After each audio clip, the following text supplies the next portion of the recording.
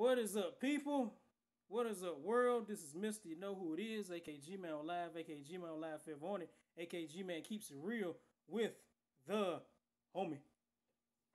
Young C's, man. What's good? Young What's good, C. everybody? Young C. Yeah, Young C, What man. is popping? Everything, man. Well, Everything. not really, not really much. You know, just in here, just chilling. You know, Yeah. in my room, but doing whatever. You know what I'm saying? Right. Yeah, man. The weather's been kind of. We in North Carolina, man. Summers has came quite early this year. Yeah. It was almost 90 degrees yesterday or the day before, right? Boy, I was cooking yesterday, man. I wasn't cooking on the grill. I was cooking myself. I was out there running around, man, trying to get my car serviced, trying to go to the store, then go back to wherever. You know, I was ripping and running yesterday, man. You know, doing grown man things, man. And that humidity's crazy. You know, when it gets Boy. hot, Yeah. women start showing off their body to the world. That's and what I was everything. just about to say. How did you know? You read my mind, man. I was man, my eyes was glued on them gluteus maximuses. Crazy, Glued bro. on them damn sundress. Speaking of which, you know, we got this thing about, you know, R. Kelly. You know, R. Kelly is in the news yet again. Yet and still, you know. Oh, Yeah. yeah. What happened? Basically, you know, his accusers, um, they said the alleged victim has been identified. This happened, let's see. Man, this must be oh shit, never mind. That's the wrong thing. Written wrong thing. Okay. It said alleged R. Kelly victim vomited after he forced her to have sex with him. Say that story again. She vomited. Yeah. She vomited after she was forced to have sex with him with other girlfriends he raised and called his pets. I guess this is the girl that recorded, you know, their exchange. She had some type of audio file, or audio tape. Well, not tape, but you know, on a digital device. Shaking my head. And Man. it said a divorced single mom has opened up about her alleged abuse relationship with R. Kelly, claiming he uh, isolated her, starved her, and forced her to have sex with his other girlfriends, who he raised, quote unquote, and called his pets, quote unquote. Dallas-based DJ Kitty Jones first met R. Kelly at a party after one of his shows in 2011 of June, where they exchanged numbers, and he apparently ordered her to call him daddy. Let's see. Can't really see the rest of the story, but yeah, like basically R. Kelly been having these camps, and he been having these jump off, you know, these jump off parties, and now the accusers are coming back saying that, you know, they were being mistreated and assaulted. And I think 2 years ago, a lot of families have been coming out with their daughters saying that she was kidnapped by R. Kelly. I don't know how true them stories are, because it's a lot of tabloid stuff. So I don't know. You know, I mean, we do know about the tape that happened many, many, many years ago where he was pissing on some girl, but I don't know about these sex camps or sex cults. I don't know. What's your take on it? You know, if that's indeed true and stuff like that, I don't co-sign any type of sexual deviant behavior that when I just don't I don't have any I don't approve of if it went down the way what they say it went down. Of course, I don't approve of it. You know what I'm saying? I would say this. If a woman is an adult, she's grown, and she's in a situation that she can avoid it, then you gotta be careful to not put yourself in those situations. I would say that to the female, but even that being said, I do feel that it's funny about R. Kelly because you and I both in many many people of our generation and before and after Mm-hmm. have, especially after, have, grew up to R. Kelly's music. R. Kelly's been in the game for 30 years making music on a public scale. He came out with NGM. He came out with public announcement. He went solo and stuff like that. Right. And he produced a lot of hits, a whole lot of hits between 1990 and now. Yep. So, and a lot of stuff been produced by R. Kelly. R. Kelly has written a lot of people's music. He even did work for Michael Jackson. Right. I think for the History album. Mm-hmm. I know he did something for the History album. Mm-hmm. I think with that song, remember that song, You Were Not Alone by Michael Jackson? Yeah. I think R. Kelly produced that song. Damn. So, if anybody's listening, you can correct me if you can. But, he's done a lot of work over the years musically. And, of course, back in about 15, 16 years ago, he was, charged with, sexual assault charges and, statutory rape charges back in, 2001, 2002, around the time him and Jay-Z were making songs and touring together at that point. Best of both worlds. Yeah, so at that time, of course, the whole situation, there was a lot of controversy that was surrounding that. So, and some people thought at that particular time that, that people were going to stop fucking with him. Mm-hmm. But lo and behold, he came out with Ignition, and his whole career just blew up, like it did before. He was all over the radio. He had a hit album. He came out with hit singles all through the 2000s.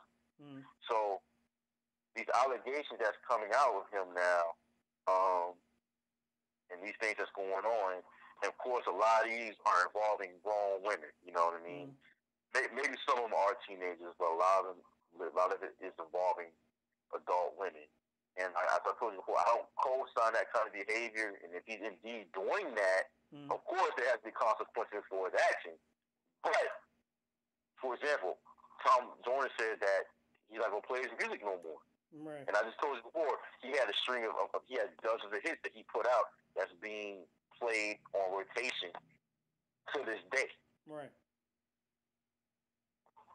So to stop playing his music now, given the fact that there was allegations of him 15 years ago, and people didn't stop listening to his music then. Right. He was still able to he was still able to go touring and put out albums and sell millions of albums and sell out arenas for the last 15 years. Mm-hmm. And since his earlier cases and stuff. But now people want to stop playing his music. Right. That's a long catalog of music you gonna stop playing, man. You gotta stop playing shit he wrote and produced. Artists he had, great. Yeah, bro. Yeah, bro. You gotta stop playing all that shit then. That's a lot exactly. That's a lot of music. That's a lot of material. That's a lot of artists. And it's funny because you're right, because a lot of us have an attachment to his music. Mm-hmm.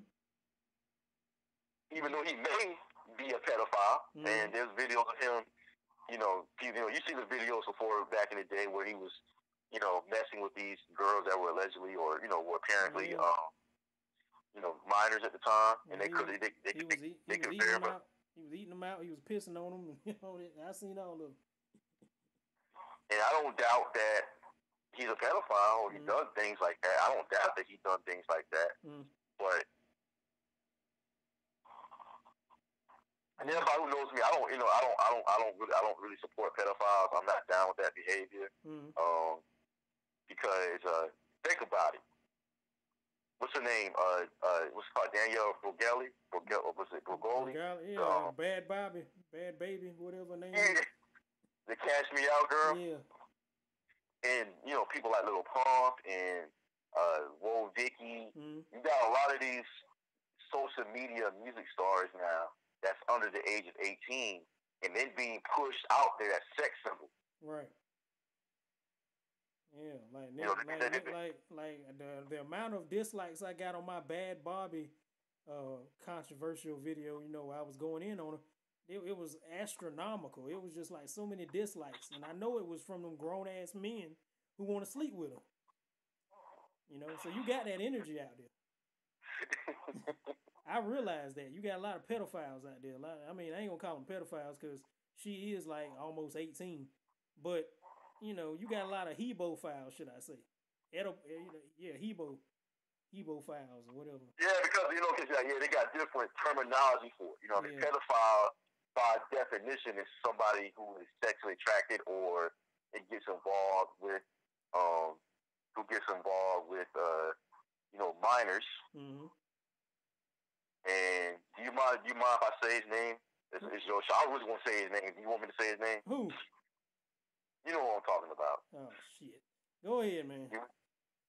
You want to? If you don't want me to, I won't. I want to respect you. Hey man, I'm giving you the throne, man. I'm giving you the platform. Go ahead, man. You didn't say I'm going to say it. I'm going to say this shit. I'm going to say this shit, okay? Yeah. So, if anybody want to, say something, it's Corey Mitchell. My man didn't say it. I'm going to say it, okay? My name is Corey Mitchell. I'm going to give out my government name, okay? Corey Mitchell, right?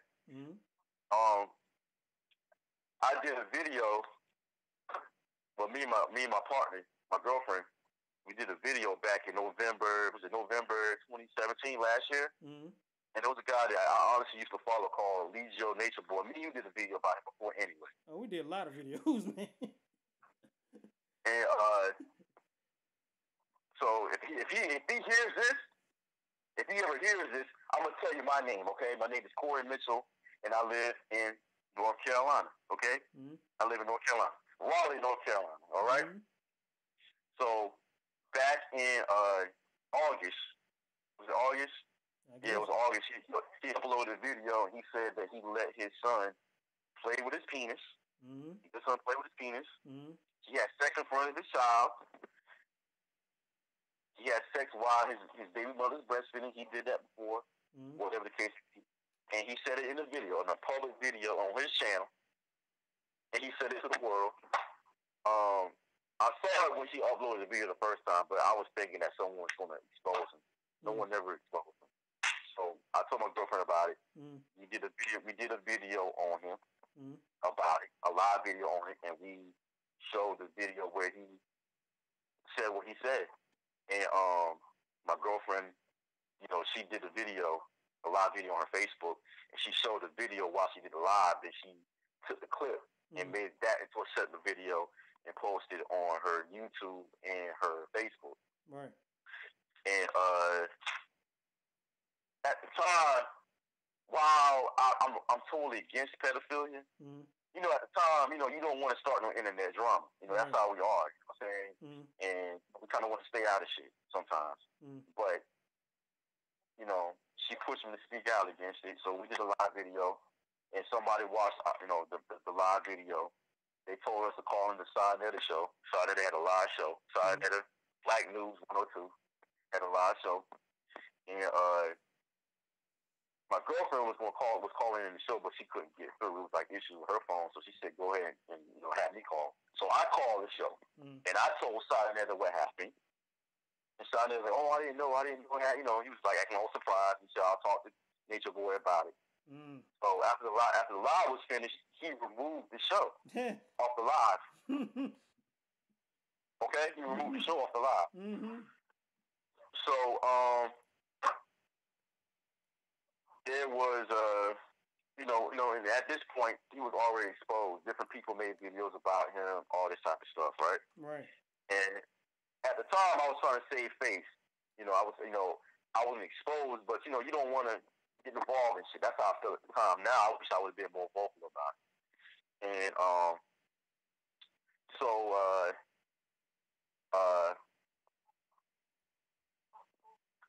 later on, me and my girlfriend was talking, and we came up with the idea of doing a petition to get his ass on social media. I knew it really wasn't going to work, but we wanted to prove a point. We made a petition on what's the name? I think it was petition.org. I think it was changeofpetition.org, and we had 5,000 signatures on it. This Nature Boy character, somebody had made another petition that was countering ours, saying that they're going to take us to court, and they need legal fees to take us to court to do the petition. Now, my name wasn't on the petition. We just made up some fictional organization. Right. And we thinking to ourselves, this motherfucker don't even have a case because you the one that said that you let your son play with your shit on the video. You feel me? Right. And if he said he's not a pedophile, all this type of stuff, I don't see that shit in his face because I'm not scared of him. Now, this is no invitation. I'm not saying that I'm gonna go fight the dude or anything like that. I'm just not scared of him. Right. So you think people are scared of him? I'll see it in his face. Well.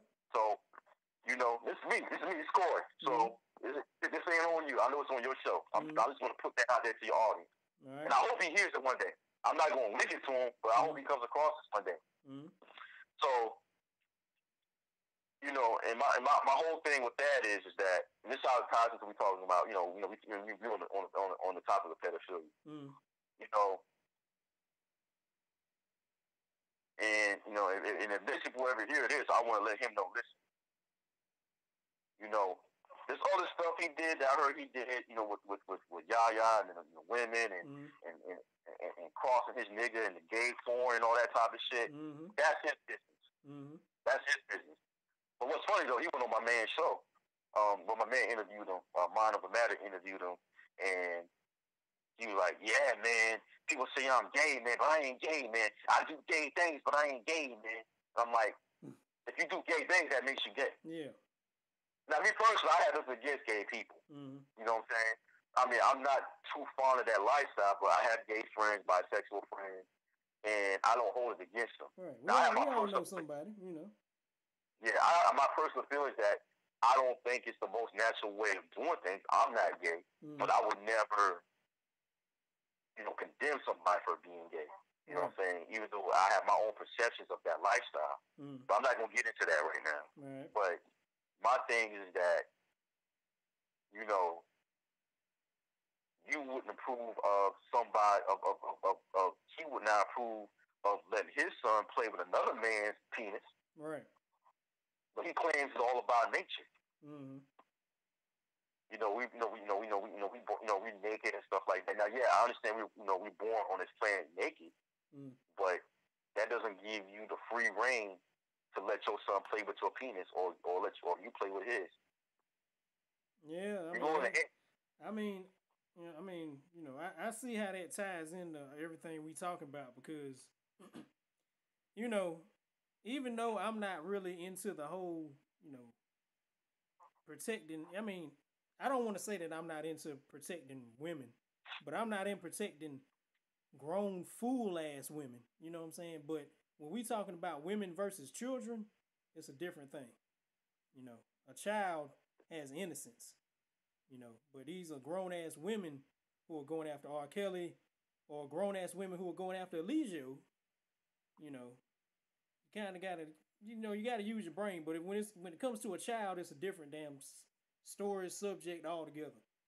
A child can't decipher all that. He's thinking it's normal. It ain't.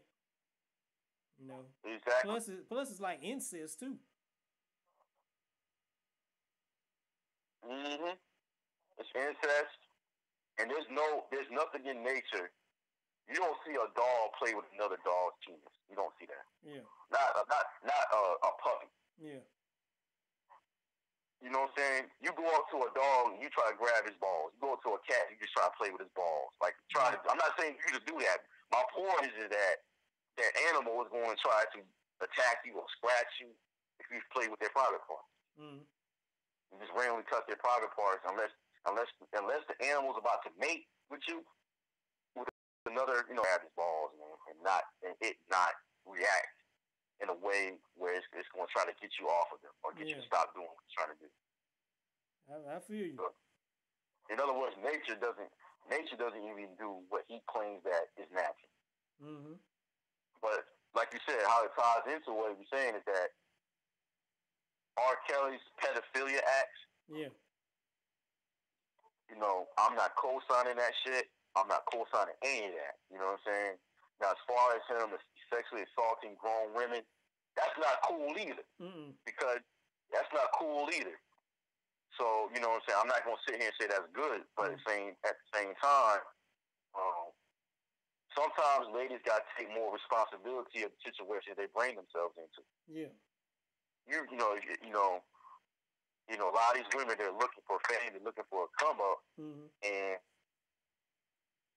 a lot of these women would do what they can to get it. Mm-hmm. And I watched a video by what's his name, Alan Roger Curry. I think Alan Roger Curry, the bold one guy. Yeah. I don't really listen to a lot of dating advice stuff, Mm-hmm. but sometimes these people they'll touch base on social issues. And I actually watched one of his videos about he's talking about what's his name, Louis C.K. Mm-hmm. Very talented white dude, very talented comedian, but you know, me had conversations about this physical looks, sex appeal. Louis C.K., you know, I'm not judging him on his looks, but, Al Roger Curry made a point that, Louis C.K. doesn't have those physical aesthetics that women, classically find sexually attractive. Yeah. Not to say that there's no women that find him attractive, but, he was saying that who would you rather see? If you have somebody like an actress like Chris Hemsworth or Channing Tatum, or these white guys are considered sex symbols, or these people that they well fit, they're seen as good looking, that have no problem attracting women just by their looks. Mm-hmm. Those type of men are going to be seen less predatory because they're more sexually appealing to the females. Right. Someone like Louis C.K. doesn't have that level. He's not seen as attractive as these guys I mentioned. So when he comes in and what you call it, exerts himself to these women sexually, like Louis C.K., which he admitted, I know he admits that he did it. He said that, hey, yeah, I asked these women if they want to watch me masturbate. Yeah. And women will repulse. I guess some women find that repulsive. And some of them feel like, well, Louis C.K. is a celebrity.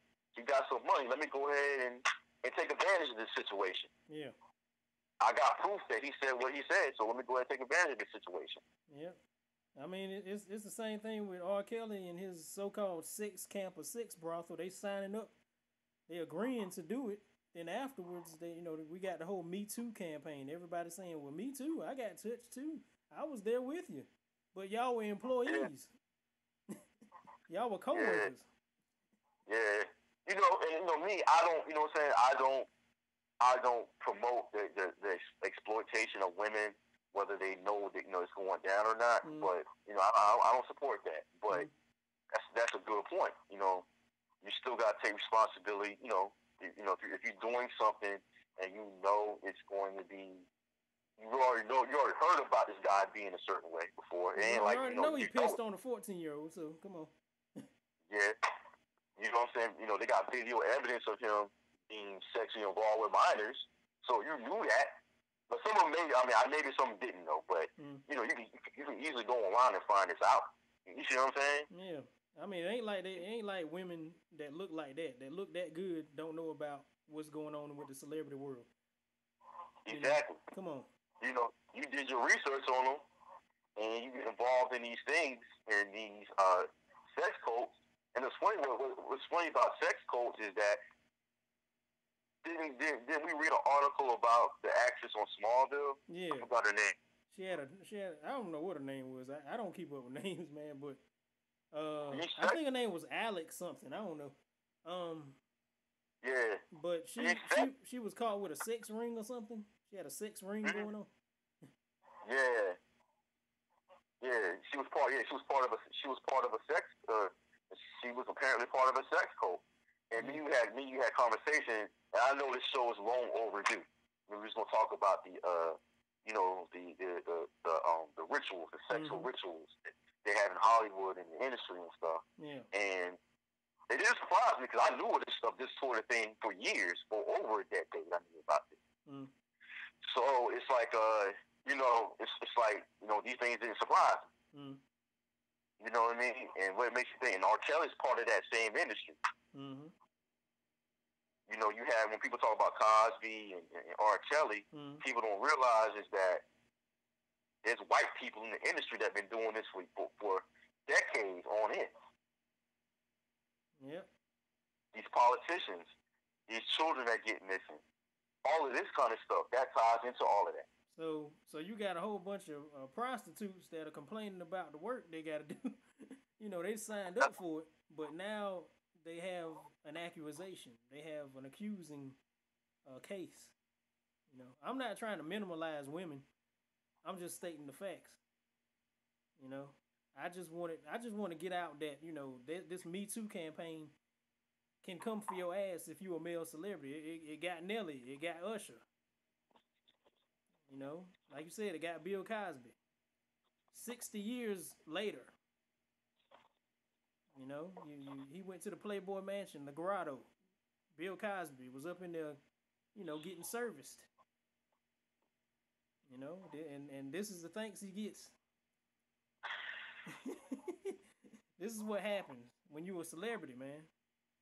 Like you ain't got your own business. You ain't got your own privacy. Is what I'm trying to say. That shit going to court.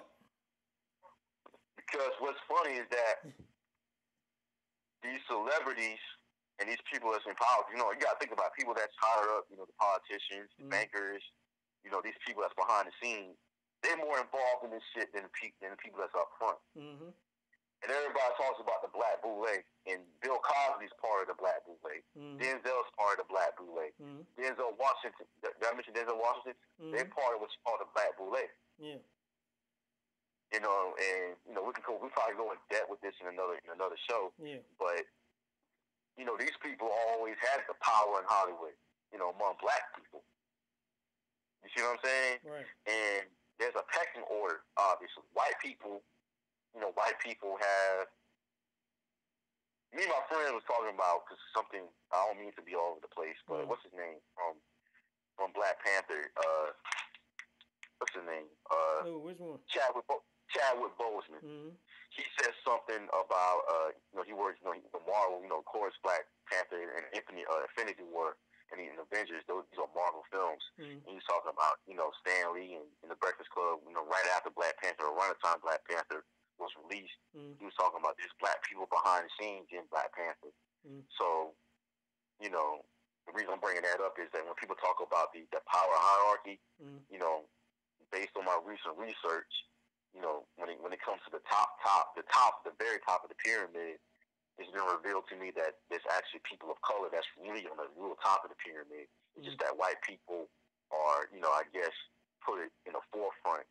When you talk about the Illuminati and the power structure, but we'll talk about, we're going to talk about that in another show. Yeah. I don't want to get into that right now.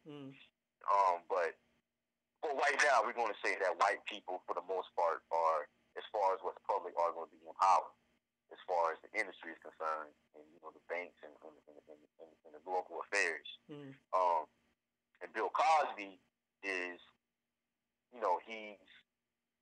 And we talked about he was going to buy NBC. He was looking to buy NBC. And some people felt that, he was kind of going over bounds with that decision. You see what I'm saying? Because NBC, that's a television powerhouse. Everybody watching NBC, NBC, ABC, CBS. Yeah. These are powerful media ventures that's been around for, I think, at least about 80, 90 years, maybe. Yeah. So, and these are white-owned establishments. And, I guess some people felt that he went over bounds and certain things get exposed because what Bill Cosby is doing, I don't condone it at all, but the industry, what goes on behind the scenes in the industry, you're talking about pedophilia, sex parties, sex rituals. It's a lot of shit that goes on behind the scenes. That's already been exposed on YouTube already for years. Right. To me, this whole Cosby thing is just pretty much telling, to me, I'm just seeing as, okay, more and more stuff is unraveling about the industry and what goes on behind the scenes. Yeah. Yeah, and You see and what I'm saying? and you got regular dudes out here, they I hate to say it, but the dating world has really changed because of what's going on with the celebrities, because you got dudes out here not wanting to holler at a lot of women, and not wanting to be out here in these women faces because of these allegations, because of these you had the street harassment thing 2 years ago. We were just talking about that, the street harassment. You can't talk to women any kind of way, like you can't approach them any kind of way, should I say? So That makes a whole lot of sense, bro. Because like what has to be understood though is that when we had a conversation about aesthetics mm, and how nobody's coming out saying that okay, Genuine touched me a certain way, mm, or I'm not saying that they got involved in these things, but nobody's coming out against the better looking people for these things. What yeah, people consider better looking, mm, they going after I guess I'm not gonna sit there and say they're ugly guys, mm, but they're not seen as sexually appealing as other men in the industry. yeah, And this ties into like um even Alan Roger Curry touched on this in the same video that I was talking about before. mm, A lot of these guys, they get into a position in life where they have keys to certain things. And they know that these young people are looking for a come up. Young men and women, they're looking for a come up. They're trying to get seen, they're trying to get famous, they're trying to get media exposure, they're trying to be part of certain circles. And to be part of certain circles, you have to do certain things. And a lot of people that's already in power already have the clout, the you know what I'm saying, they're in a position to give somebody a chance to get put on. A lot of these men have sexual, some of the women too, they have these sexual desires. yeah, And that they feel like they couldn't get fulfilled if they had the level, if they not been in the position they are in. You see right, what I'm saying? So they can say, well, okay, you know, they'll promise like, yeah, if you do this and that and the other, I can, you know, I can get your career popping. I can get you, I can get you put on, get your career yeah. popping, and There's do that. Yep. favors exchanged.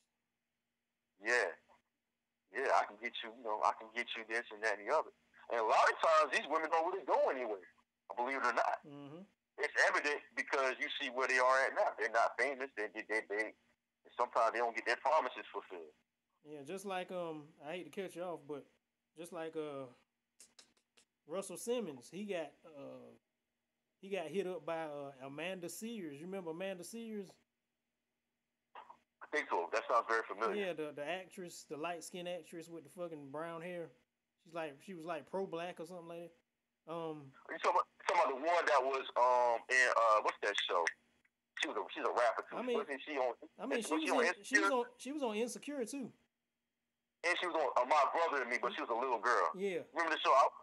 She was what's it? Dee Dee? Not Dee Dee. No, she was a friend or something like that. I forget.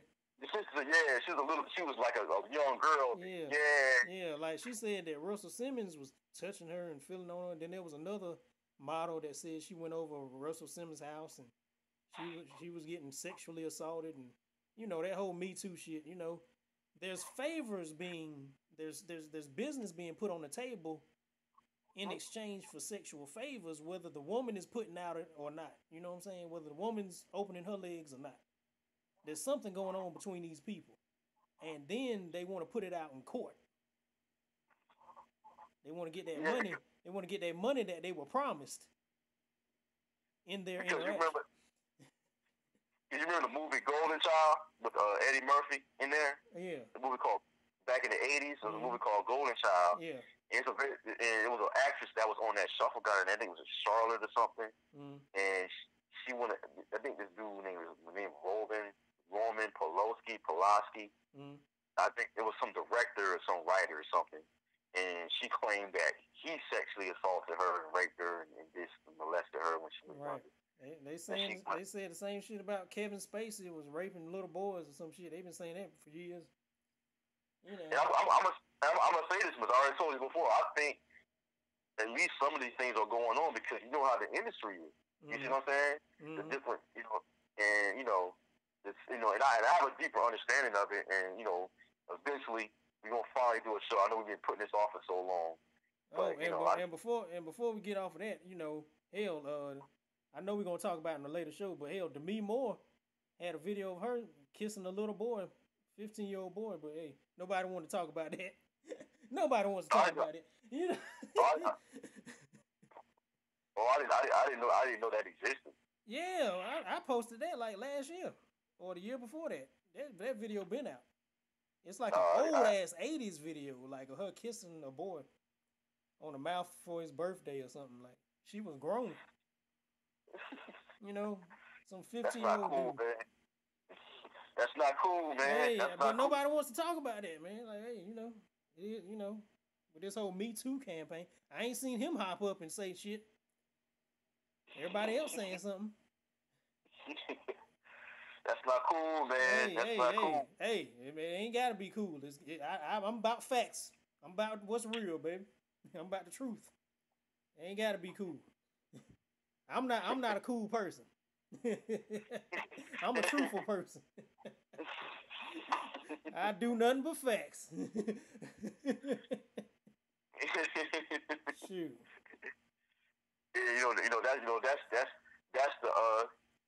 That's the industry, man. Yeah.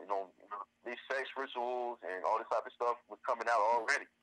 And I know that show is long overdue. Yeah. We'll do it eventually, guys. It's gonna take us a little time. Yeah. We wanna make sure we do it right. You know what I mean? But yeah, it's like it's like what can I say?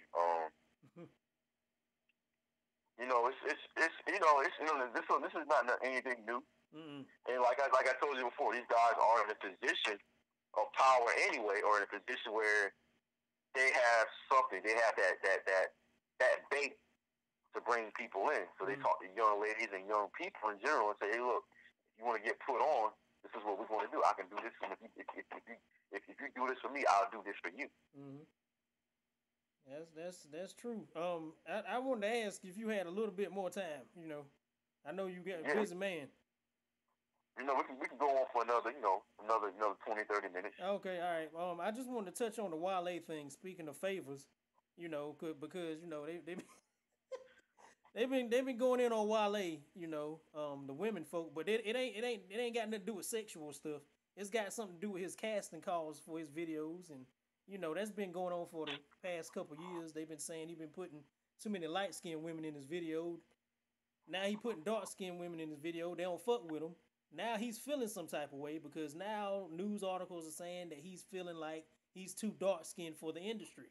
The industry is full of mixed light skinned people, and you mentioned Little Pump, you mentioned Bad Bobby, you mentioned Little Xan, you mentioned Triple Red. You know what I'm saying? They're all light skinned, light bright motherfuckers. Drake, J. Cole. Wale is feeling some type of way about not being in the forefront of the rap industry. The rap industry is a dirty game anyway. It's not real.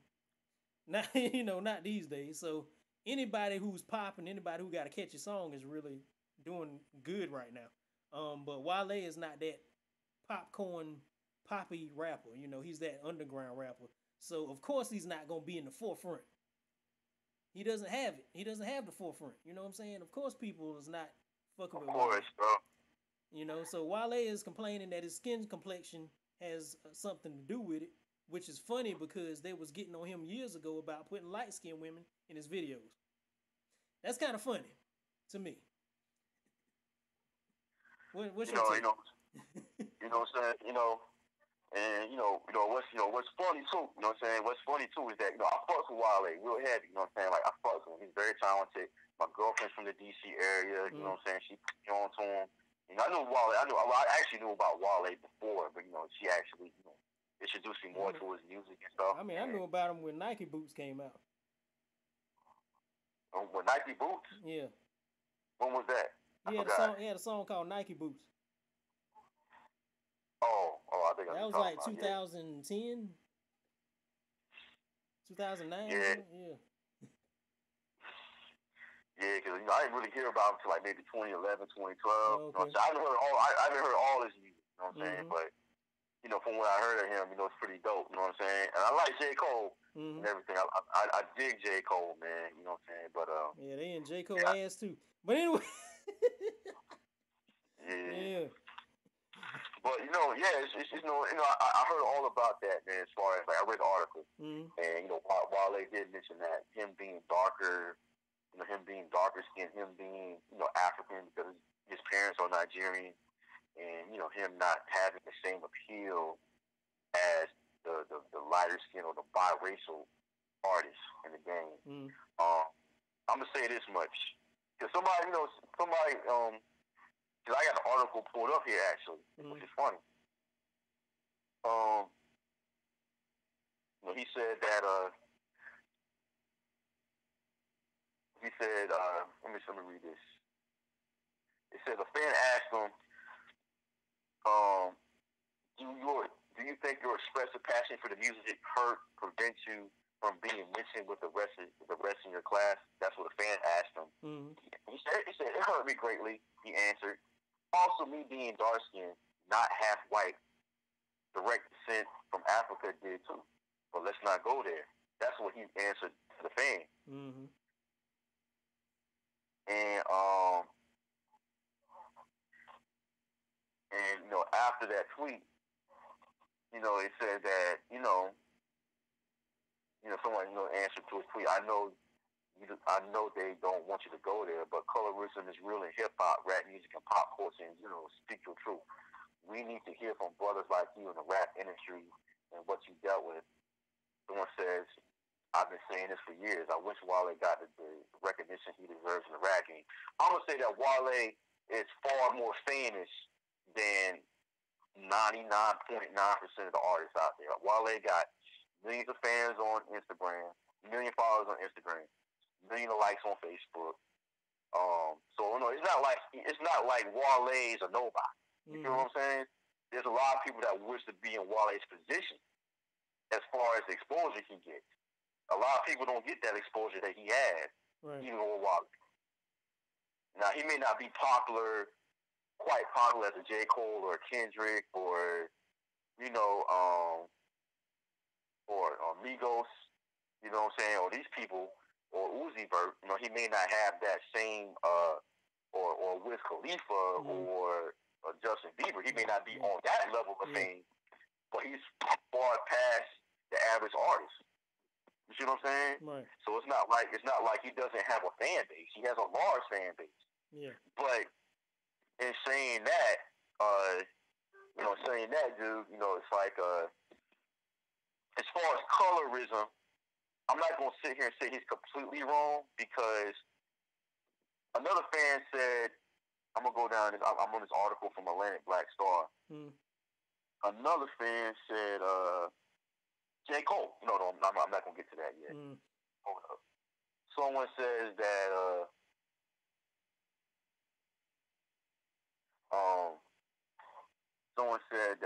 someone tweeted against Wale, said that, or they just make better music because people, Wale said that the biracial act, the lighter skin and the biracial artists get more clout, and it says, or they just make someone tweet, or they just make better music. Please do not co-sign his stupidity. Lil Wayne and Kendrick blackening everybody, and they did just fine. 50 Cent and Outkast have dominant albums someone else wrote. There's no rule. They're trying to say that his comment about colorism or whatever doesn't hold any water because you have darker skin, um, darker skin,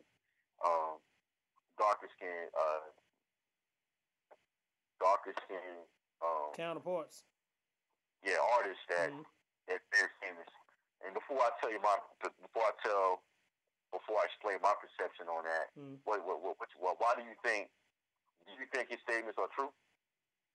I'm gonna say this. I'm gonna say this about Wale. Wale, if you listen to his first album, Attention Deficit, he's touched on the light skin, dark skin shit, and I think he's battled with this all his life because he grew up when we grew up. He grew up in the fucking late '90s, the '80s, late '90s era, 2000s. Like it was a lot of DeBarge stuff going on, light skinned DeBarge, light skinned pretty Mm-hmm. nigga type shit going on.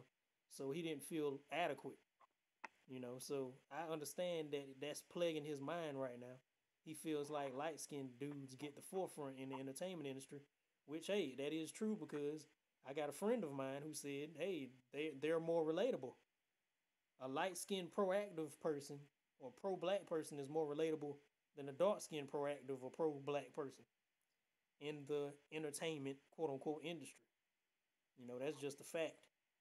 I'm not saying it's right, but like I said, I deal with the truth. So um, I think Wale is going through a lot of depression. He said it. He's going through a lot of anxiety. He said it out of his own mouth. So he feels like he's underneath a lot of biracial or mixed races of men and women as far as the entertainment industry goes. And it's evident in his music. Yeah. He's always bigging up, you know, the fashionistas or looking good or being fly. He's always bigging up that aspect of the entertainment world. Yeah. Yeah. I agree. Let me ask you another question, man. And that's a very good way to put it because colorism is something that's part of our community. What's tricky though, I will go as far as say that colorism thing does apply more to women than it does men because that whole light skin and dark skin thing that seems like to be a more intense battle between black females than it is between black males. You know what I'm saying? Yeah, Not but to say that. but you got some dark skinned dudes out there that only date high yellow women and they want to have mixed babies. Shit like they got their shit with them too. Mm-hmm. That's very true. So like, and that's a good point too because it's like Wale, Wale feels that and Wale, he's a very well put together brother. He looks great. He's a well put together, brother. He looks like he's in great shape. Mm-hmm. He's very, he takes care of himself, and he has a swag about him that I thought that women was feeling. I didn't think that. He got women, but it ain't like he got J. Cole type women. He don't have that. He don't have the. What I'm saying by women, I don't even mean really literally women. I mean fans. J. Cole has more of the younger crowd. I know that's strange for me to say, but he got more of the younger crowd than Wale. Wale is more so R shit. J. Cole is more so universal. He's like, he can go all over the world really. Not saying Wale can't, but Wale isn't on no headline bill as a J. Cole or as a Little Pump or Little Xan. There's no headline for Wale. I guess everything is relative. So yeah, uh, mm-hmm. There was a period of time when Wale did have more of a stronger buzz. What I mean, back in the early 2010s. I guess. But that's ancient to compare to. I mean, that's ancient to some people. Come on, like 2011, 2012, and all that type of stuff. Yeah. 2013. Yeah. You see what I'm saying? Because the industry, everything goes so fast. Yeah, man. Exactly. Within 6 months to a year. Mm-hmm. And that's what he having a lot of trouble understanding. Like you're not out there like that. You drop an album every other, whenever you feel like it. It ain't, no people lost touch with you. You ain't putting out no mixtapes every other week. You ain't consistent. Exactly. It ain't like it was back in 1999. You know what I'm saying? Well, you could take a break for 6 months to a year and come back. Yeah, you can't. It ain't like that no more. You see what I'm saying? Like now, there's so much competition out there. You could be knocked out of the box in no time. You see what I'm saying? Yeah. There's so much competition. You got motherfuckers who've been on reality TV shows and Dr. Phil who out rapping you right now. Been on Fix My Life and shit. Out rapping you. Motherfuckers who came from trailer parks and dusty ass apartments rapping better than you right now, or not rapping better than you, but putting out hits more consistently. It ain't just about skin color, you know. It's more to it. Yeah, because I mean, I understand both perspectives. Mm. One perspective is that of course, like you said, lighter, so what your friend said, lighter skinned people. Some people see them, many people see them as more relatable. Mm-hmm. I'm not saying that I totally agree with that, Mm-hmm. but some people, they feel that some people think, or many people think like that. They think Mm-hmm. just because he's light skinned and revolutionary, I can relate more to this person. My question to you is that why you think they think that kind of person is more relatable than to a darker skinned person? Well, well, That's well. Basically, they were talking about the masses. Those white folks that we say are in power. They want to put a mixed person up there versus a dark skinned person. because they Like see J like like Cole. Colin Kaepernick. He's about to meet Trump. He's about to have a summit with Trump. But I don't see people going in on Colin Kaepernick. But I'm gonna save that. I'm gonna save that. I'm gonna be quiet. I'm gonna save that. I ain't gonna say no more about that. Yeah. I mean, and I rock with him. You know what I'm saying? I rock Mm-hmm. with his movement. I Mm-hmm. fucks with him. I fucks with the mixed the mixed pro blacks that's down for our cause and the Mm-hmm. dark skinned pro blacks. But you got a point. It's because you know I don't know if it's the aesthetics or like you said, like when white people look at him, you know, they see lighter skin and they know that person they're not exactly like them, but that lighter skin and that less melanin that these mixed people have, the white people may look at that and subconsciously be more open to their Yeah, message. I mean Kaepernick got a white mom, fully white. You know. And people don't realize a lot of white people voted for Obama because he's half white. Mm-hmm. They didn't feel as guilty. You know what I'm saying? Because mixed people know, like you said, mixed people can grab both sides of the coin. Mm-hmm. You see what I'm saying? Mm-hmm. Because it's that color of their skin, the melanin, man. So, and Just J. like Cole, just like nobody criticizes Drake for saying the N word because he's Jewish. He's a Jewish boy, but he's also got some nigga in him. he's half black and half Jewish, or half, Yeah. whatever. So it's a Jewish boy rapping about some street shit. But when people see Drake, they identify him being black, which he is part black. Mm-hmm. You see what I'm saying? Yeah. He's half black, but it's like it plays in the subconscious mind. But as far as where Wale's coming from, I guess he feels that you know, and J. Cole. When you look at J. Cole, His people say, mama well, white. huh? His mama white. But think about it. Somebody mentioned Drake, not Drake, Kendrick, and 50 Cent being superstars. Yeah, So why you but think see, why 50 Cent is a professional roaster. I mean, he ain't no rapper really. He's a professional roaster, and Kendrick Lamar, you know, he, you know, he's revolutionary by default. It ain't like he's letting up on the revolutionary shit. He's revolutionary. That's him.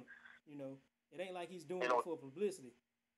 You and, know. and on top of that, Wale, if you want to be, Wale is a very dark skinned brother. Yeah. And there's nothing wrong being very dark skinned. Mm. The darker you are, Mm.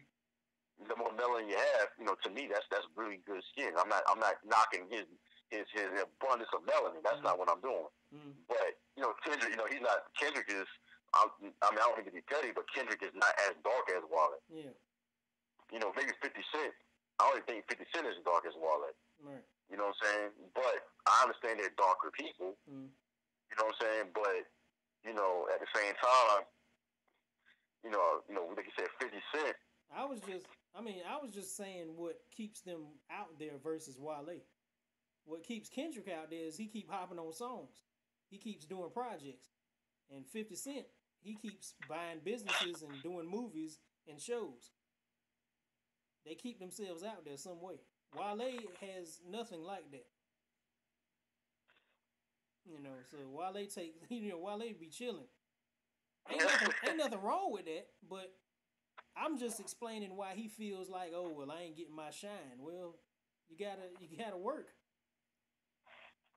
You know, you gotta work, man. It ain't all about your skin. You gotta work.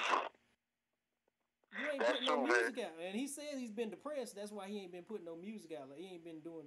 He's been depressed, but he's been depressed about whatever he's dealing with inside, internally, and it's coming out. So you know, Yeah, yeah, you know what I'm saying?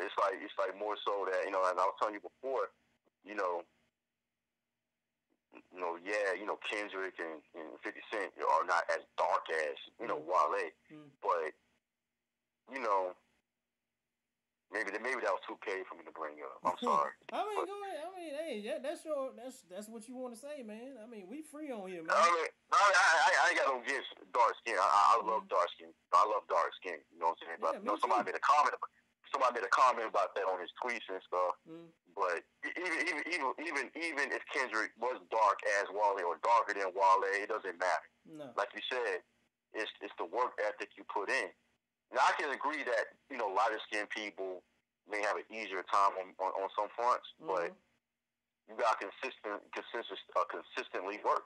If you don't consistently work and put your work in, then you're not gonna you're not gonna you don't have the right connections.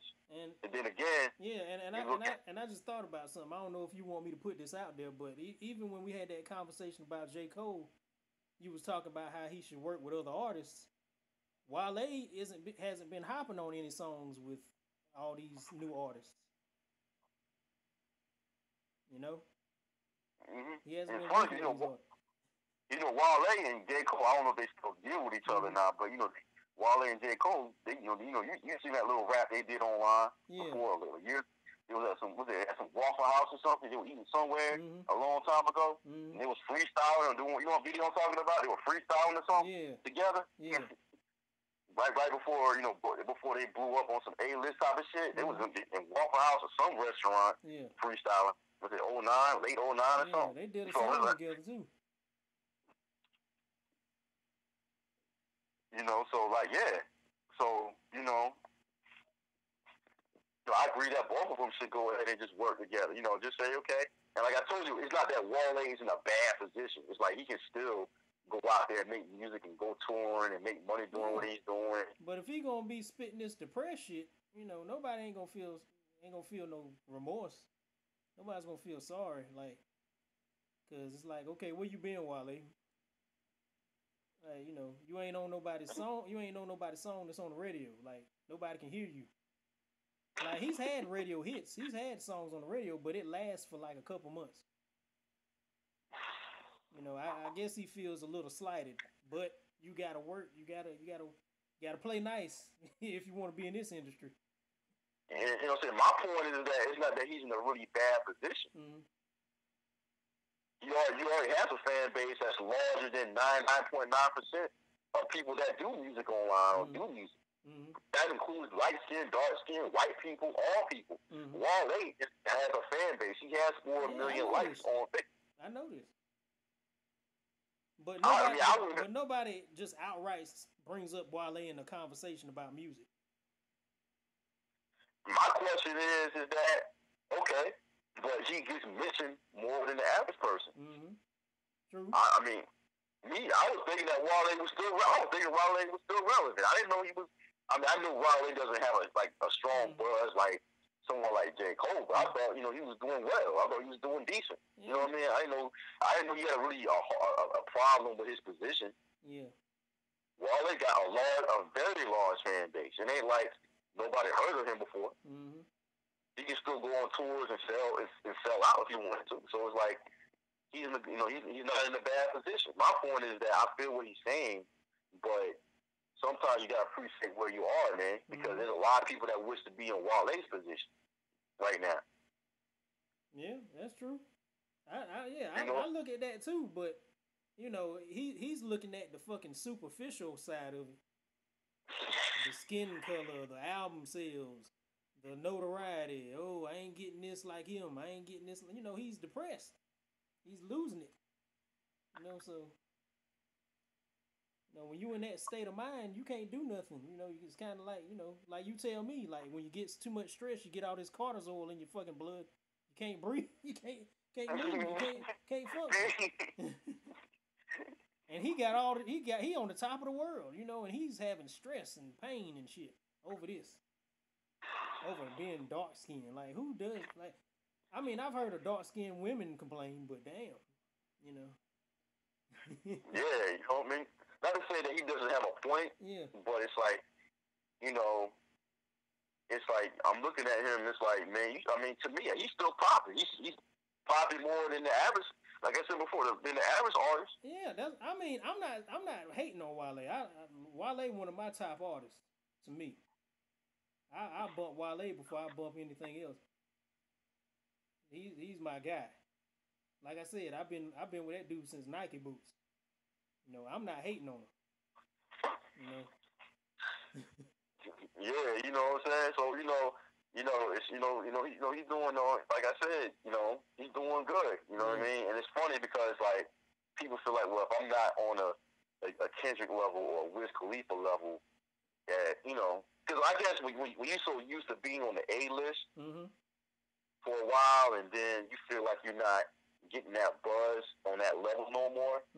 It does make you feel like a certain way. It's like you used to driving, BMWs, then you lose your job and shit hits the fan, and now you gotta drive. Yeah. Ford Or Escape. you may be thinking about it. Yeah. Or it may not even be that well. It may not be that much of a downgrade. You could be like driving. You should be driving Maseratis. Now you driving Affinities, or you might have a Tesla car, but now you got to drive, BMWs, which is still a luxury car. Yeah. It's still luxury. Yeah. It's not. It may not be as extravagant as a Tesla or a Maserati or a Bentley. You got to drive Chryslers now instead of Maybach. Or it might be comparable to like you driving Lexuses. Now you gotta drive. You've been driving a Lexus. Now you gotta drive a Toyota Camry. Yep. Toyotas are not luxury cars, but Toyota owns Lexus, so it's not like it's not like an extreme downgrade. Right. You know what I mean? Right. Or maybe you complain about the Toyota Avalon and shit. Yeah. Or you may be still driving this extravagant car. You just may have run into some mechanical issues that all you gotta do is just go get it fixed and keep it moving. Exactly. I see what you did there. I see what you did. I get your point. But, until he gets over himself, he won't be making consistent gains and hits like he wants until he gets over himself. That's my point. Absolutely. But, what I will say, though, too, man, is that, it's like, what can I say? As far as the issue about light skin and dark skin, colorism, I know it boils down to colorism. And colorism is a real thing in our community because darker skinned people are not generally seen as attractive as light skinned people by, many people. My own mother told me when she went to high school, after she graduated high school, she found out that, a lot of the lighter skinned women that went to her school got married sooner, and they married men that had more financial and social economic leverage. They had more things going on in that area. Right. The Jack and Jill type of thing going on. And she didn't speak too much about light-skinned men getting better women, but she was talking about more the light-skinned women. Because, like I said, the colorism thing in our community seems to be weighed heavy more against women than the men. Not to say that men don't have colorism issues amongst us, but women, they tend to be more judged on that. They tend to be like it seems like the war is more between darker women and lighter women, or mixed women versus lighter men and dark men. You know what I'm saying? It's a vanity thing, man. Yeah, it's more pronounced within them because like you said, the vanity thing.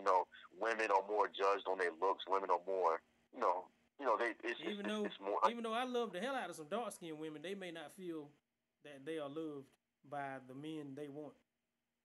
It's a vanity thing, man. It's a vanity thing. So Because I say the same thing. I see beautiful light skinned women. I see beautiful. I don't. When it comes to women of color, I don't discriminate as far as their beauty is concerned. There's Yeah, me beautiful either. light But skinned. I'm more prone to dark skin and brown. Chocolate. Yeah, there's beautiful light skinned women. There's beautiful Mm. dark skinned women. Mm. Chocolate women. I love chocolate. I love darker women. As Mm-hmm. far as the beauty is concerned, I have appreciation for their beauty. I see plenty of beautiful dark women.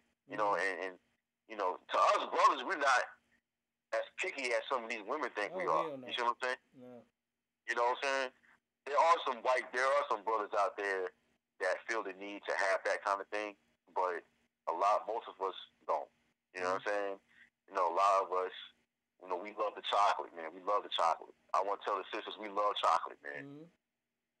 You just gotta be. I guess the guys that a lot of women gravitate towards, some of them may have that colorism thing going on. A lot of guys that black women like.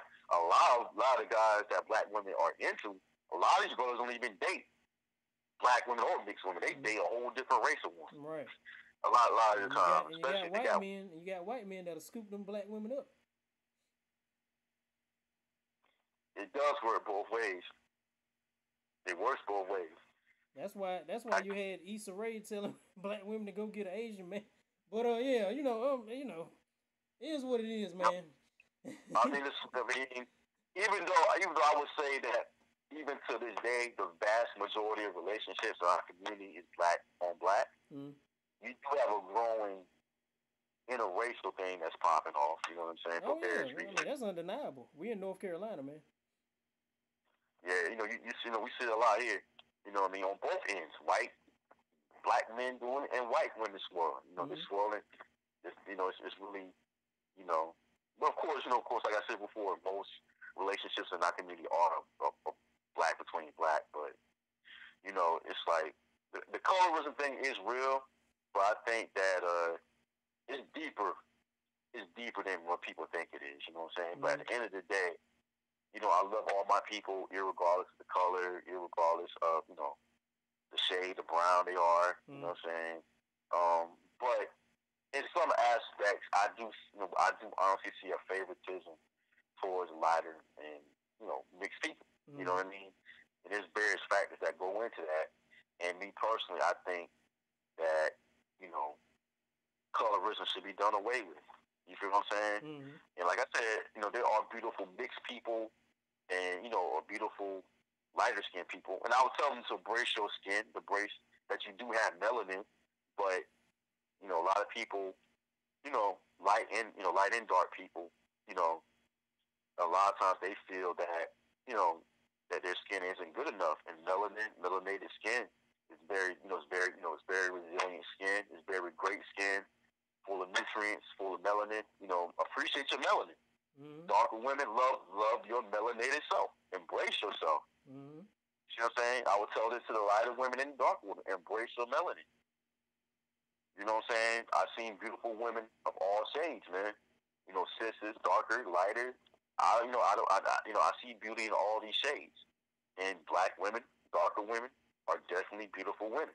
So, there's no need for them to feel bad about themselves. There's no need for darker brothers to feel bad about themselves because you're not dark enough. Yeah. Wale, you're talented. I don't think Wale's going to hear this. But in case he does, Wale, you're a talented brother. Don't worry about that shit, bro. Like, the reason why, like my friend said, the main reason why you're not getting the buzz you're getting is because you need to work, man. And, just work on doing what you need to do. And you still in a good position now. Mm-hmm. You feel me? Yeah. Don't compare yourself to Cole and these people. Just do your thing. Just be happy. Listen, I got me a fan base.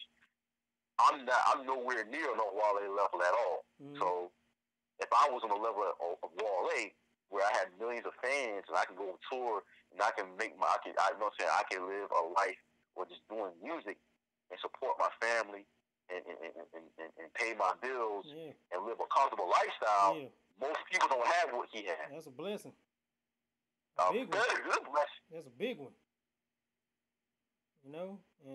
And I think people get wrapped up in too much into vanity and who likes what and they don't like dark skin, they don't like light skin over here, and I think people get too wrapped up in that.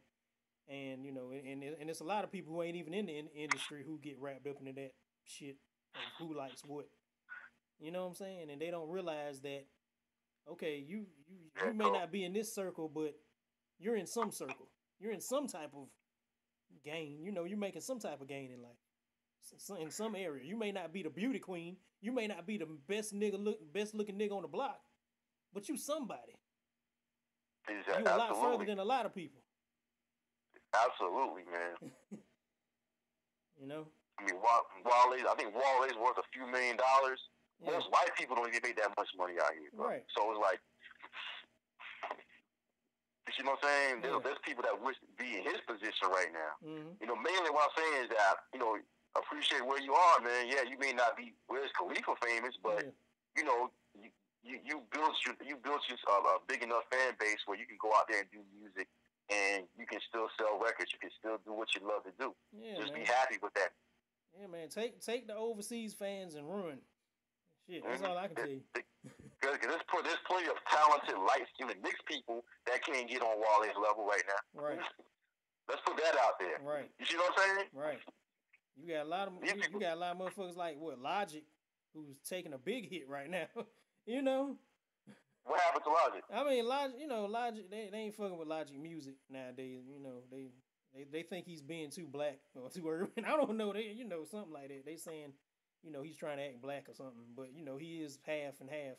But they in his ass right now. So, you gotta be glad for your blessing, man. That's all I gotta say. Be happy with your life, Yeah, because I'm reading this there, because there's another article I read about. Logic explains personal and social impact. Explains personal and social impact of everybody on. Let me see. This article, my internet is acting stressful right now. I don't know why. This article's taking forever to load, man. Okay. Oh, damn. I went back. It's cool, man. Like, you ever been in an article, and you've been a link, and it just take too long. Yeah. You hit that back button, and it loads right up. Like, oh, shit. You go back to it, and it takes another 5 minutes to load. Yeah. I know the struggle, man. Okay. Yeah, I finally got it up. Yeah.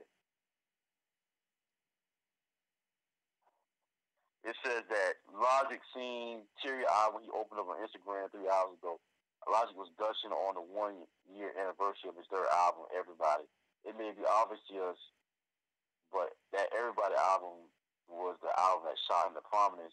But as Logic's intent, there's a lot of sentimental value attached to the project. Hold up.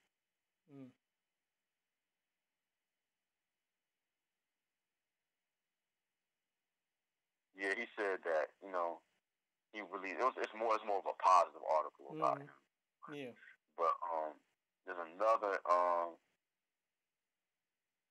this is he's in a remix for the Caterpillar song that you put me on to, the Voice 59. Yeah, I just saw an article link to that. Okay.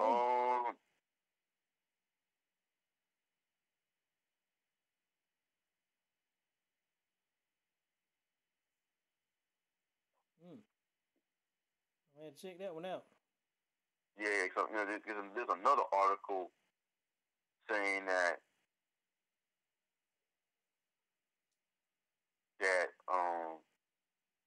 he dissing Drake, J. Cole, and Logic. He dissing Drake.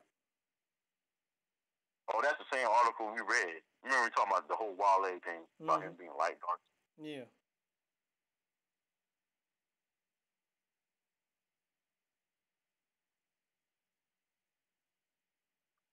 Mm-hmm. All right. Yeah, he said that, the fans had taken his tweet as a shot at J. Cole. Mm-hmm. You know what I'm saying?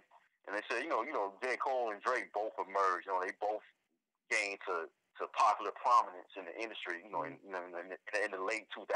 Prior 2009 or so. That's when they both started to get that buzz in. So J. Cole, Drake's been around a little, maybe a couple years before as far as the music concerned. But it said J. Cole, Wale wasn't dissing J. Cole, but it was saying like on the other hand, Drake, it could, Drake, Drake has, Drake is far more popular than all these people. J. Cole, Wale, Drake is really like on the top of the list. Drake is like, despite Beyonce level. I mean, despite his light skin, persuasion, he's been on the R&B, pop, and rap level for years. He does all types of songs, fucking Caribbean songs, reggae songs. He's been doing everything. So he's been putting work out. He's been putting work in. So he every year he has an album or singles, or he hops on a remix, hops on somebody else's shit. He's always featured. Yeah,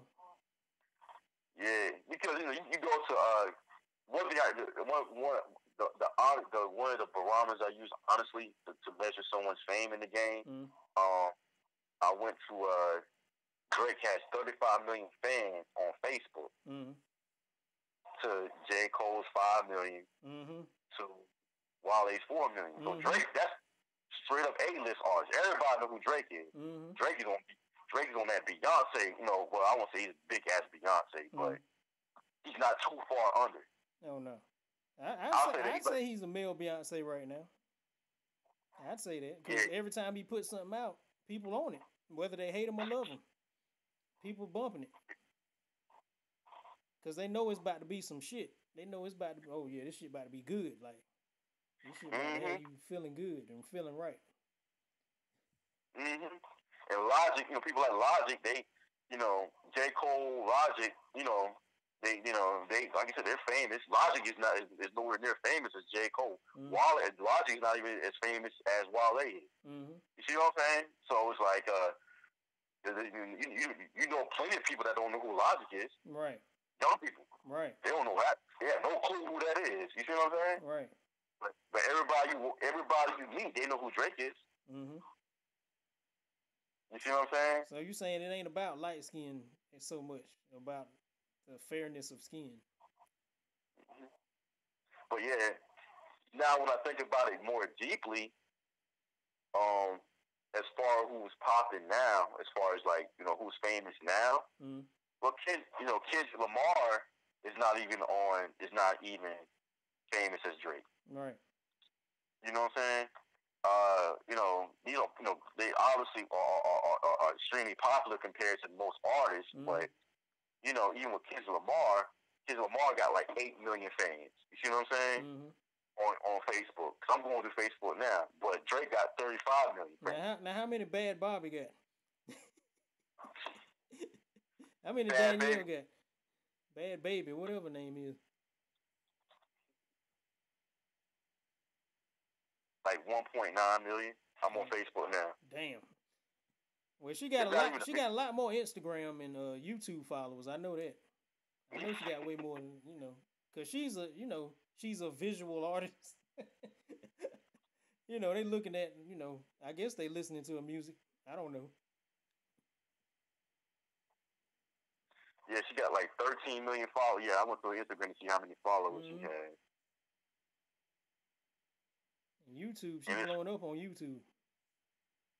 So yeah, it's funny because she someone said in the post that someone did a post about her saying that she doesn't show off her body and nothing like that. I'm like, are you serious? Like she put herself out as a sex symbol. She may not everything. I'm sorry to cut you off, but everything I said in my video towards her was true. I said she's gonna get a reality TV show. She's gonna be a model or something. She's gonna stop rapping after she realized that shit ain't gonna work for her. She's gonna start doing some sexual shit. Everything I said is going little by little. I'm just putting it out there. She's gonna do some exactly. Because Bad Baby, women like how she looks. I mean, men and women like how she looks. Even though she's under the age of 18, she's like she just turned 15 like 2 months ago. And she's been in the game as far as her being famous and stuff, being known since she was like 12 years old. Right. See what I'm saying? 2015 that's when she was on Dr. Phil's show, like 2015 or something like that. know, so And she was already doing interviews before she was even 14. She was already on Instagram putting her body out even before she turned 14 so years old. she gonna be like the next. She gonna be a rapping Kardashian soon, man. She gonna be on that level. You know, I mean everything I said in my video, man. Even though it got disliked to death, it's gonna come. It's gonna come to pass. Just wait and see. She already put out music. I put out a couple of records. Yeah, she got an album coming out. Yeah, and I'm not knocking her for doing music. You know, if that's what you enjoy doing, it's better. You know, it's doing, just doing music. Ain't nothing wrong with doing music. You know, so I heard a couple of her songs, and to be honest with you, she did better than I thought she was going to do. I'll be honest about that. You see what I'm saying? I mean, it's not my favorite type of music, but you know, she didn't do too bad. You know what I mean? I think she got potential, but I'm not really into like that type of music personally like that. But like you said, like it's like they're putting out there as a sex symbol, man, and I'm not really cool with that because I ain't gonna lie, she's not a bad looking girl, but she's 15 years old, and it's like you putting it out there like this type of sex symbol. You know, guys will look at her pictures, knowing how old she is, and going to think these sexual things about her. It is what it is. Yeah, she might. I'm not down with it. She might be the next MeToo. I mean, it's coming, man. If she's in the industry like that, motherfuckers gonna try her, man. When we talked about the industry before, man, there's a lot of women that's trying to get put on that level. You see what I'm saying? Yep. They want to get those Instagram followers. They want to get that money. They want to get that fame on the internet. They want to get that shine. And it's funny because she's been put out there at a very young age. You know what I'm saying? Got on Dr. Phil, and the whole thing. It seems like everything is the Matrix. It's gonna come to a point where I understand young females. They got a very strong sexual energy about them, and they want to have boyfriends, and she got all these big bodyguards around her.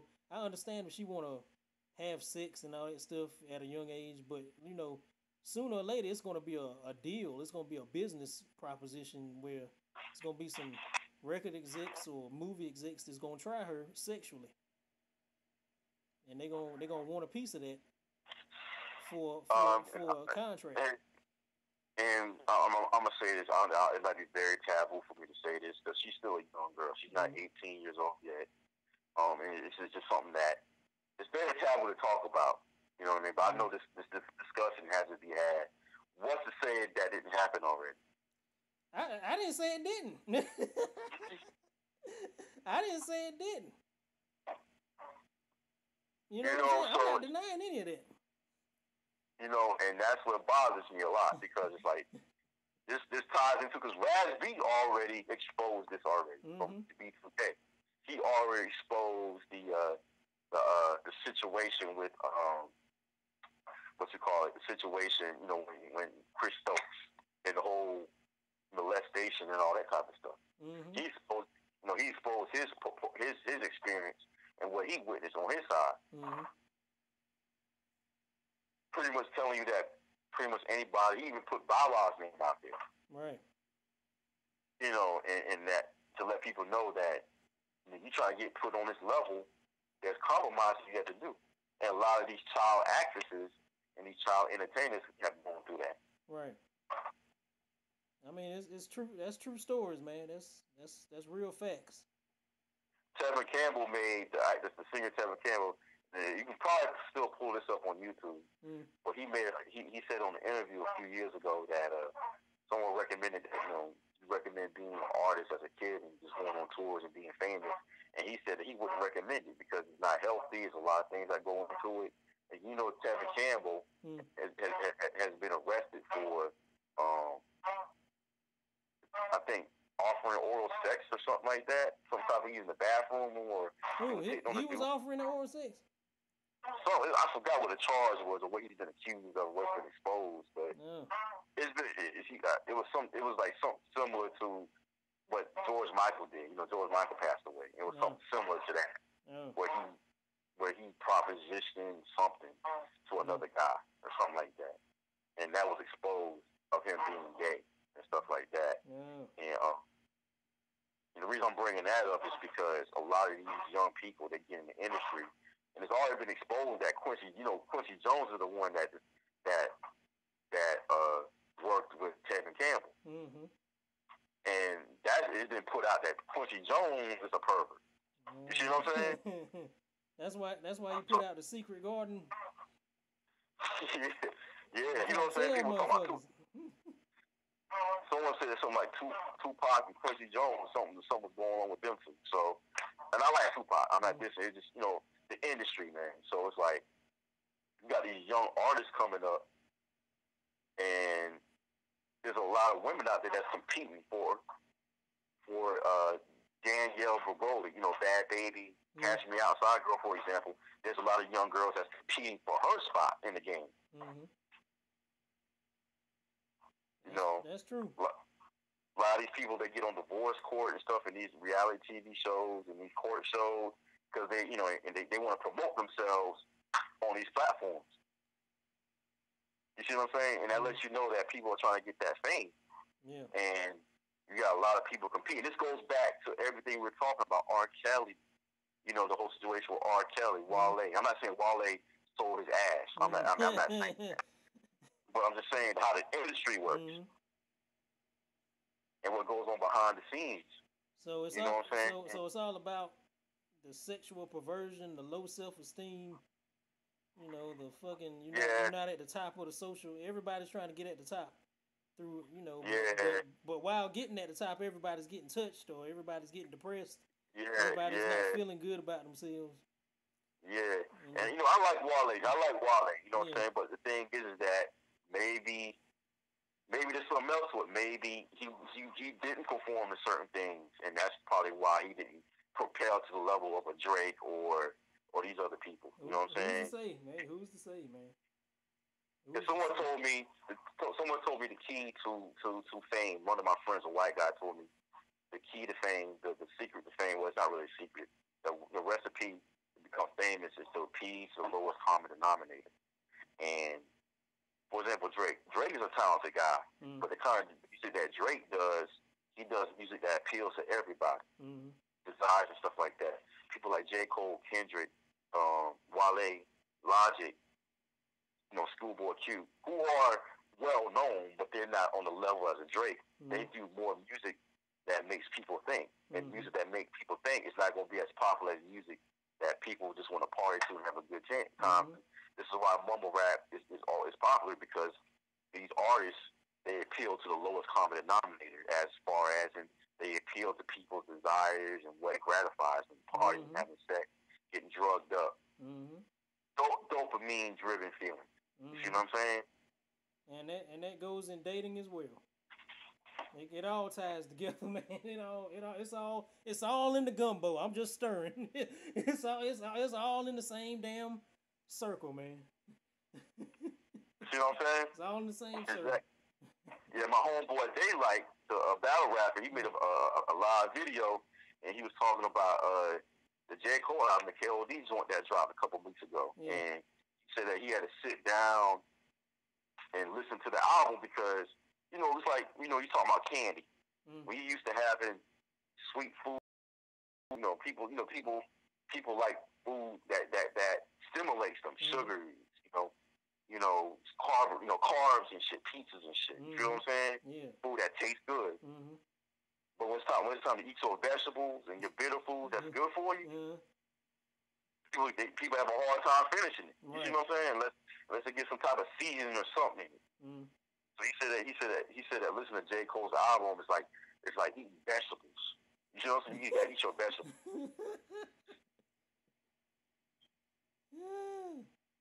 It may not taste good to you like candy or sweet stuff, but it's more healthier for you. So a lot of these people, they make broccoli music. As far as that's not a bad thing. It's just that a lot of people may not appeal to that type of music because people don't want to listen to there's people out there that don't want to listen to lyrical stuff all the time. Yeah, so like there's people that drink alcohol and Kool-Aid and Yoo-Hoos all day, but they don't want no water. Exactly.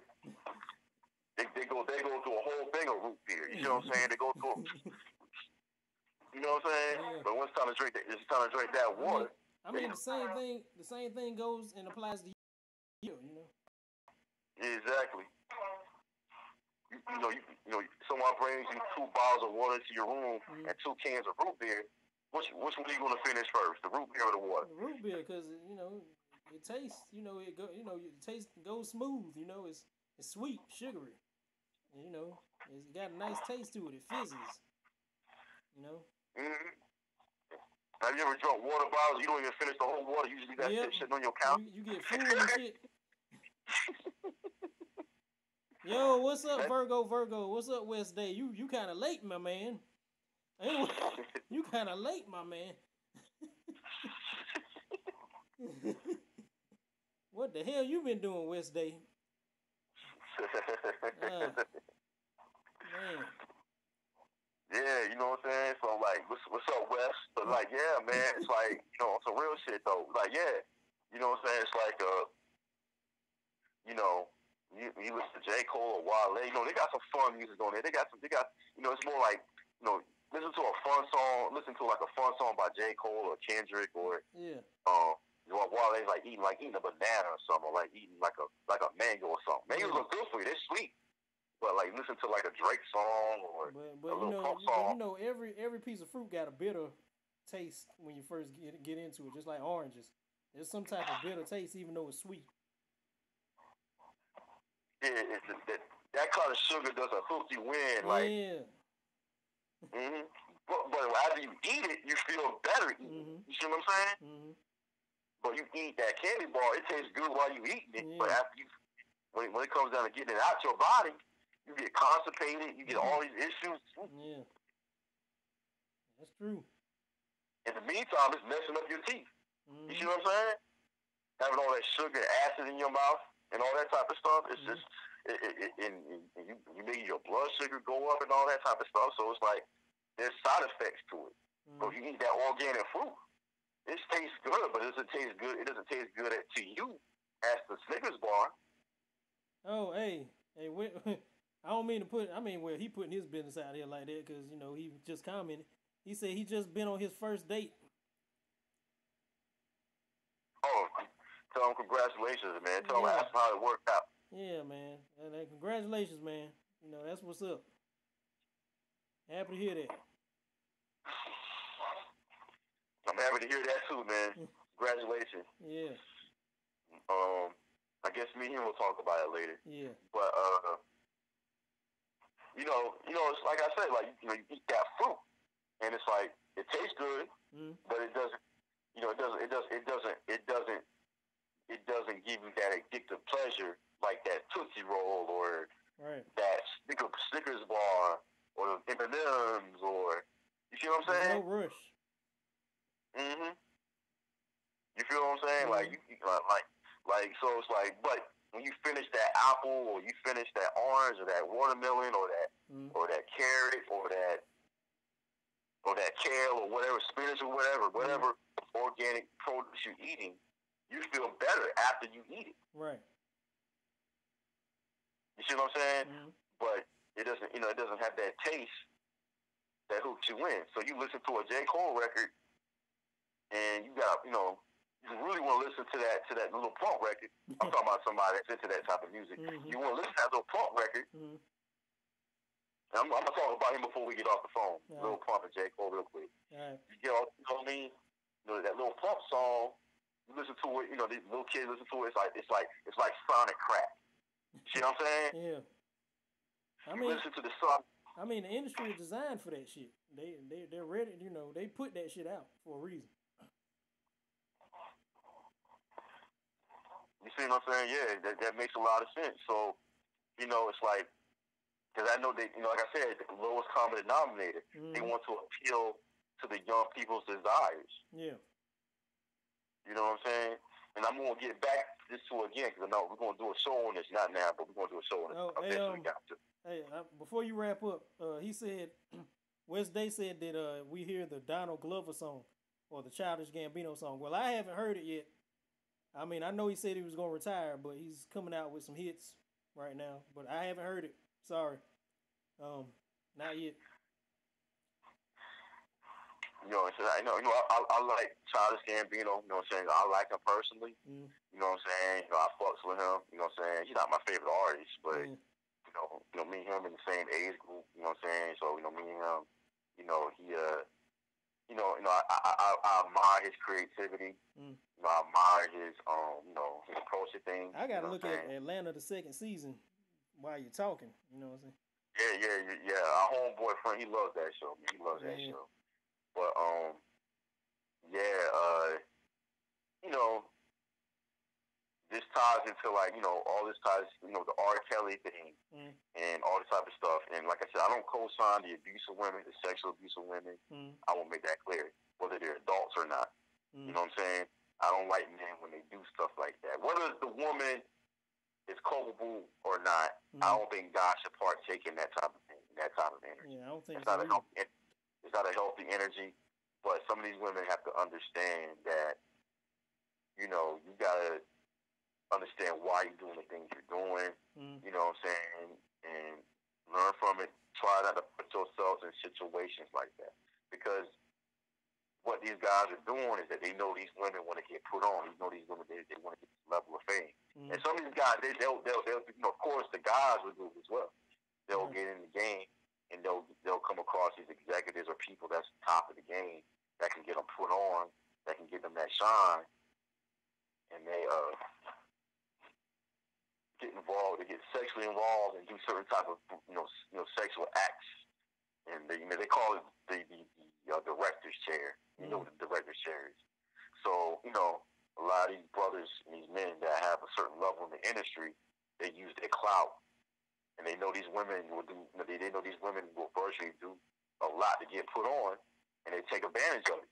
Yeah. Say, okay, if you want to get this record deal, if you want to, you need to put on. This is what you got to do. This, that, and the other. And I already mentioned this is something that is. It's not something that only black people do. Right. It's something that's even more pronounced in the higher levels of Hollywood when you come to the white folks in Hollywood, with the Smallville actress and the sex code. This is something that's not. This is not something that's uncommon. You see what I'm saying? It ain't isolated. This is what's going on. This is how a lot. This is what this is how the industry rocks. It's already sexualized. You already know there's gonna be sexual energy in the industry. Right. I spoke to a producer, one of my friends. She made beats, and she had a couple. She worked with a couple big producers. She was working for a production team, and they produced for artists. They made beats for record labels, and she did it for I think for a few years. And she told me that she came across other producers that's trying to get these beat placements, and she said that she came across some horror stories about some of these people doing whatever to get put on or being asked to do certain things to get their beats heard or get their beats placed with the artist. Right. Sexual things. Right. And you talking about just regular people that make beats at home or whatever. Yep. You see what I'm saying? Mm-hmm. It's a very twisted game. Yeah, you know what I mean? And with any hierarchy that makes a lot of money, with any type of business or industry, when you get to those levels and you get to that top shelf, that top shelf status, and you the spook by the door, you're gonna get asked to do certain things and serve up certain things that you don't usually do.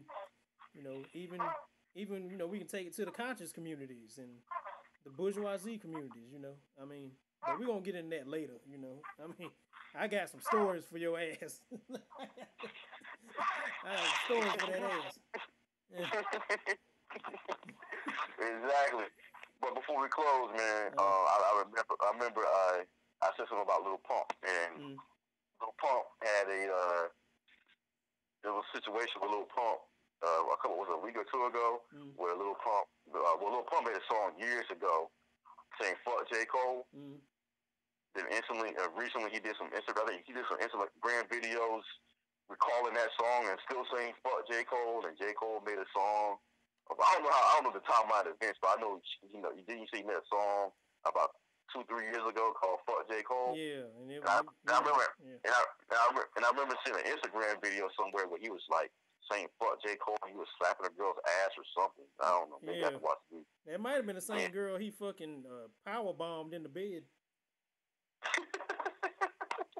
Yeah. Yeah, and we gonna cover this more in the show because I know you got things to do, but Yeah. um, J. Cole made a song. It was funny because I seen it on the video. And also, I went to I was driving somewhere, and I remember somebody playing that song. I remember hearing that verse again, and J. Cole was pretty much schooling. She didn't say the name or the person he was referring to in the song, but people assumed he was talking about Lil Pump and these mumble rappers and stuff. These young mumble rappers that have a little in front of their name. Um, and Lil Pump responded, saying that he don't do that lyrical shit and pretty much calling J. Cole out for responding to him, a 17-year-old kid and all this type of stuff. Me personally, I get what J. Cole was saying, as far as, it made sense. It made a lot of sense. But, Lil Pump knows what he's doing. Lil Pump is a troll. He's a troll. He's like a troll. He's a troll rapper. And he said himself that he's not into lyrical. He's not a lyrical artist. So these young people, they know what they're doing. You see what I'm saying? Right. It's like you telling somebody, well, you need to eat more vegetables. Like, well, yeah, I know vegetables are healthy for you, but I don't give a fuck about that health shit, okay? Okay, I don't care about it. That's pretty much what he's saying. He's like, listen, I'm going to eat these motherfucking Snicker bars. I'm going to eat these motherfucking chips. I'm going to get fat as hell. Fuck you.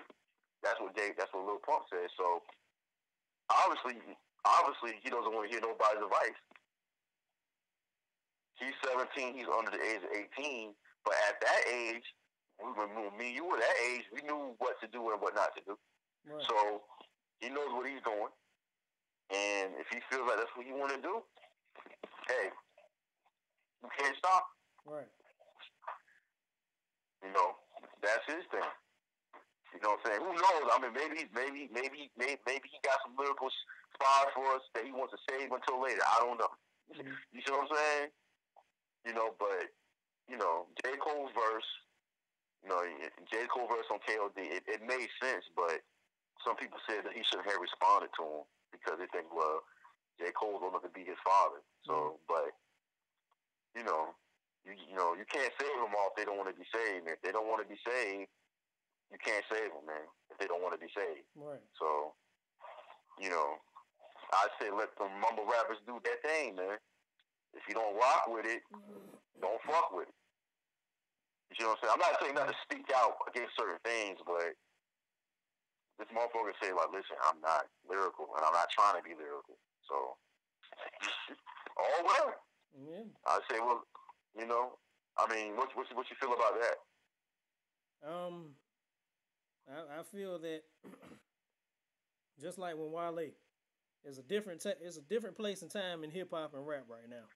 Rap ain't what it used to be, okay? And it ain't never gonna be what it used to be because it changes every 6 months to a year. Exactly. And everybody has their own thing in rap and hip hop. Everybody has their own lane. And just because you're not getting that much shine doesn't mean you got to step on the other person to get shine, because you're not going to get the shine because they're already on that other person. The assembly line of rappers have already moved on. You're old news. You're getting, it's like displays in retail stores. One display goes up, another one comes down. That's just how rap works. It's switched out. Styles are switched out, artists are switched out, movements are switched out. We just had ASAP Mob come out like 2 years ago or 3 years ago. Look where they at now. ASAP Mob ain't out there like that no more. And I fuck with ASAP Mob. And that's why ASAP Rocky said, "Let me go ahead and do other things." I mean, they still do music, but they have more of a cult following. They still got a big following. Don't get me wrong. Yeah, they got a following, but they're not out there like they used to. Used to be like they're not on the show. They're not on the showroom floor no more. But you don't see them fucking crying. What's up? Let's be frank. What's up? Let's be frank. What's up? Oh yeah, go ahead. Yeah, you know what I'm saying. They, what I'm saying. They're on a different